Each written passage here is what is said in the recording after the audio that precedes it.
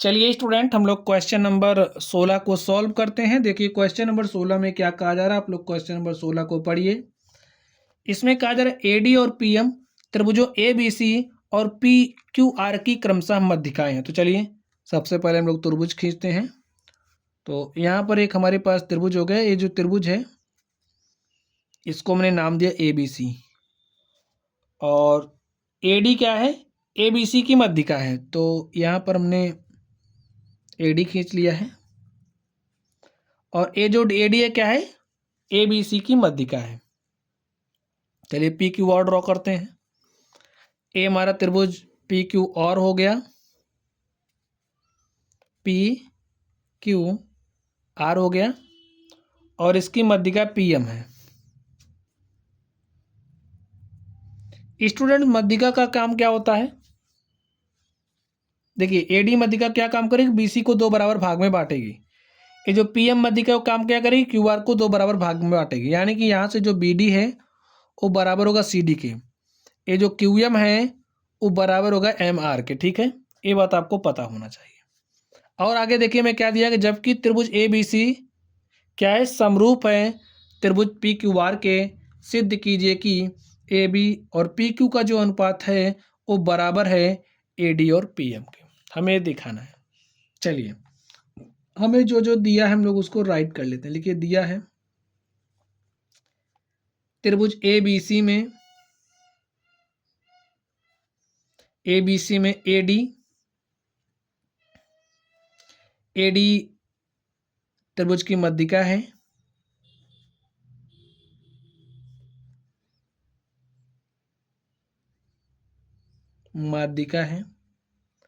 तथा त्रिभुज P Q R में पी एम त्रिभुज की माध्यिका ए में दिया है। और साथ में स्टूडेंट देखिए मैं और कुछ दिया, क्या दिया गया है, जो त्रिभुज ए बी सी है वो क्या है, समरूप है त्रिभुज पी क्यू आर के, ए भी हमें दिया गया है। अब आप लोग ध्यान से देखिए, हमें दिया है त्रिभुज ए बी सी समरूप है त्रिभुज पी क्यू आर के, तो यहां से हमें क्या मिलेगा, त्रिभुज ए बी सी समरूप है त्रिभुज पी क्यू आर के, यानी कि यहां से हमें मिलेगा कि जो संगत भुजाएं हैं वो तो समानुपात में होंगी। तो लिखिए ए बी और पी क्यू का जो अनुपात है वो बराबर होगा बी सी और क्यू आर के, बराबर होगा किसके बराबर होगा, सी ए और आर पी के।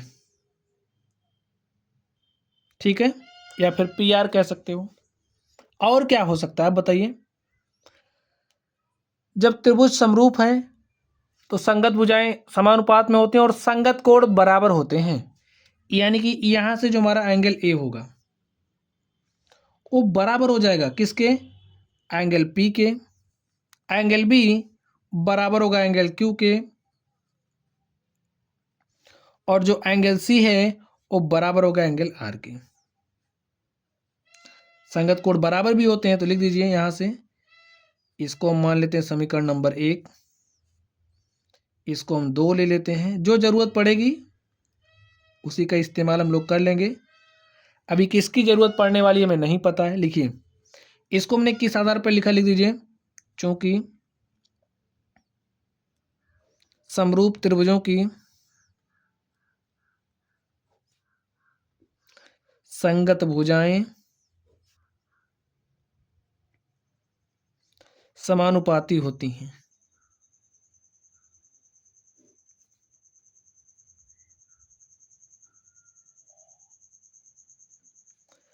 अब इसको हमने किस आधार पर लिखा, आधार यही चूंकि समरूप त्रिभुजों के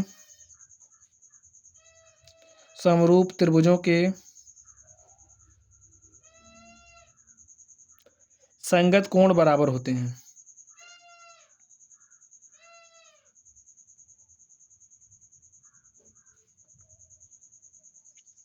संगत कोण बराबर होते हैं। ठीक स्टूडेंट, चलिए अब हमें जो सिद्ध करना है हम लोग उस पर चलते हैं। लिखिए सिद्ध करना है, क्या सिद्ध करना है? ए बी और पी क्यू का जो अनुपात है, ए बी और पी क्यू यानी कि ए बी और पी क्यू का जो अनुपात है वो बराबर है किसके? ए डी और पी एम के, ए डी और पी एम के।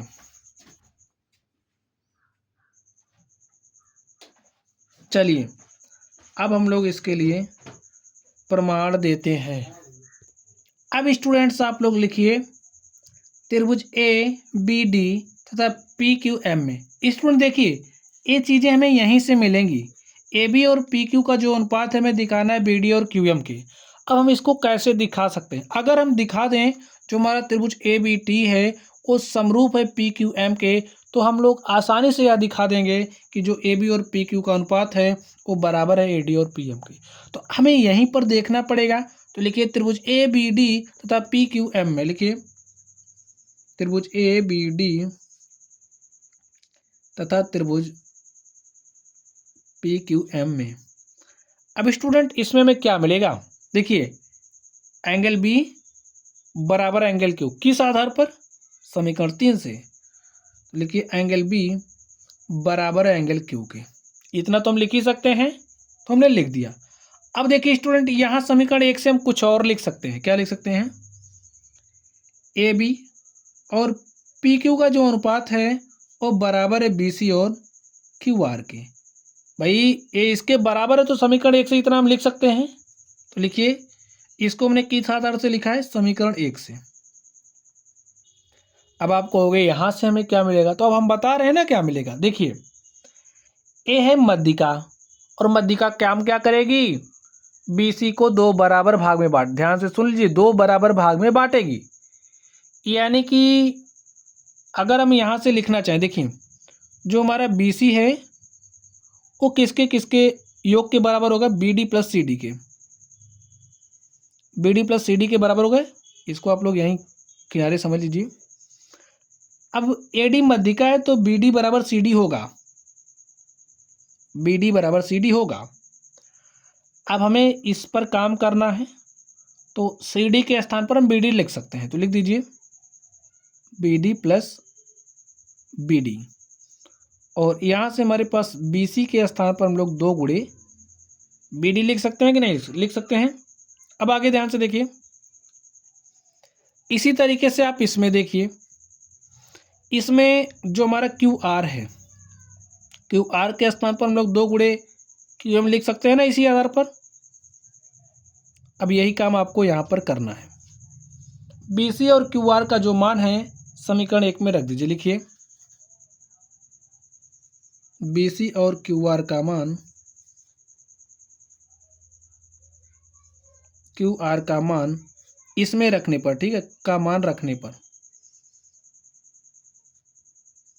तो बी सी का मान क्या है? 2 बी डी। यहाँ पर लिखिए आप ए बी अपॉन में P Q is equal to, B C के स्थान पर क्या रखना है? 2 बी डी। और देखिए क्यू आर के स्थान पर 2 क्यू एम रखिए।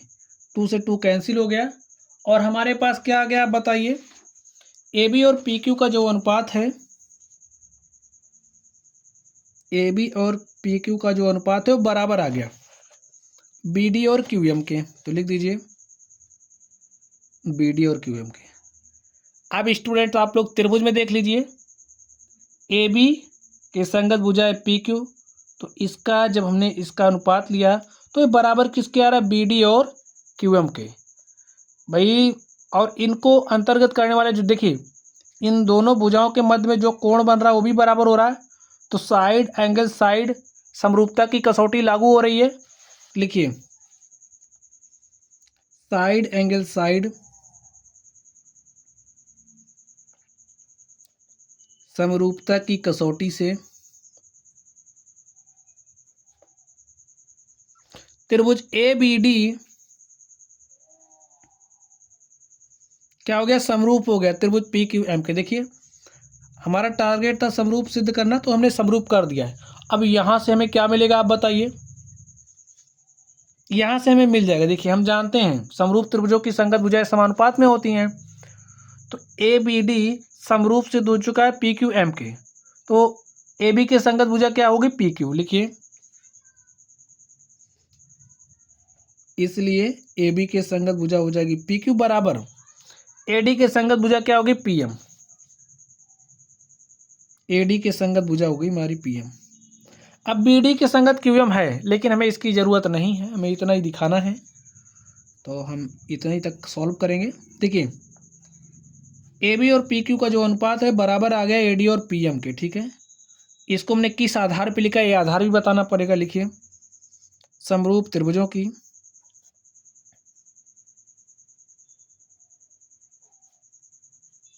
संगत भुजाएं समानुपाती होती हैं।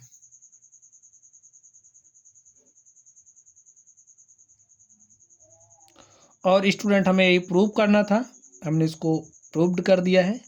और इस तरीके से ये जो हमारा क्वेश्चन नंबर 16 था हमने इसको हल कर लिया है। अगर आप लोगों को कोई भी डाउट हो तो आप लोग कमेंट बॉक्स में कमेंट करना। वीडियो पसंद आए तो वीडियो को लाइक कीजिएगा, चैनल पर नए हो तो चैनल को सब्सक्राइब कीजिएगा। तो चलिए स्टूडेंट्स, आप लोग पढ़ते रहिए। Thank you.